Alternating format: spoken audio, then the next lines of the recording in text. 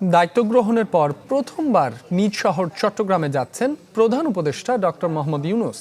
সফর ঘিরে নিজ গ্রাম বাথুয়া সহ সাজ রব চট্টগ্রাম জুড়ে। এ সফরে তিনি বন্দর পরিদর্শন, কালুরঘাট কর্ণফুলী সেতুর ভিত্তিফলক উন্মোচন ছাড়াও যোগ দেবেন চট্টগ্রাম বিশ্ববিদ্যালয়ের ৫ম সমাবর্তনে। বিশ্ববরেণ্য কৃতি সন্তান আসছেন জন্মভূমিতে, তাই বন্দর নগরীর সর্বত্র নতুন সাজ।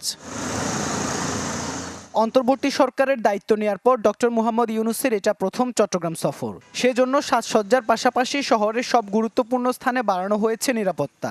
তার সফর ঘিরে প্রত্যাশাও কম নেই নগরবাসীর। জলাবদ্ধতা আমাদেরকে বেশি পেরেশান করতেছে, হাঁটতে পারছে। বাচ্চাগুলো নালাতে পরি বাসে চলে যাচ্ছে, এগুলোর দিকে দৃষ্টি আকর্ষণ করতে হবে। সুদিয়ানোর জন্য এখন উনি নিজে চায়, আলহামদুলিল্লাহ আমাদের কি দিতে চায় না। দিনব্যাপী এই সফরে সকালে প্রথমে চট্টগ্রাম বন্দর পরিদর্শনে যাবেন প্রধান উপদেষ্টা।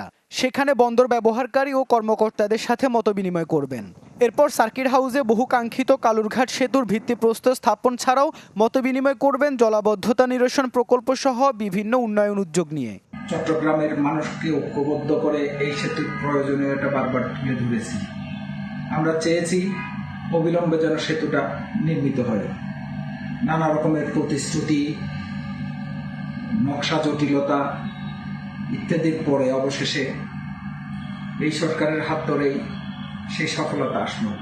জলাবদ্ধতার প্রকল্পে ওনার সক্রিয়তায় যে ফলাফল আমরা দেখেছি, আমাদের প্রত্যাশাটা কিন্তু সেখানে বেড়েছে।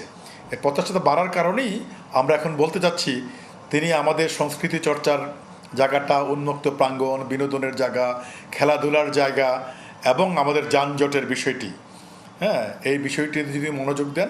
আমরা যে হেলদি সিটি হিসেবে চট্টগ্রামকে জানি, এখানকার পাহাড় পর্বত, তারপর নদী দখল করে যে বিগত আমলে যে কাজগুলো হয়েছে, যাতে আমাদের নদীগুলো উদ্ধার করা হয়, পাহাড়গুলো উদ্ধার করা হয় এবং পরিবেশে যাতে ভারসাম্য রক্ষা হয়। এই সফরে ডক্টর মোহাম্মদ ইউনূস দীর্ঘদিন পর যাবেন তার বহু স্মৃতির প্রতিষ্ঠান চট্টগ্রাম বিশ্ববিদ্যালয়ে। যোগ দেবেন সমাবর্তন বক্তা হিসেবে। বিশ্ববিদ্যালয়ের ৫ম সমাবর্তনে তাকে দেয়া হবে ডিলিট ডিগ্রি। গ্রাজুয়েটদের পরিবার পরিজন, দেশবাসী এবং বিশ্বব্যাপী সবাই কিন্তু অধীর আগ্রহে আছে। আমাদের এই সমাবর্তনকে একটা নতুন মাত্রা যুক্ত করেছে আমাদের মাননীয় প্রধান উপদেষ্টাকে ডিলিট ডিগ্রি দিয়ে।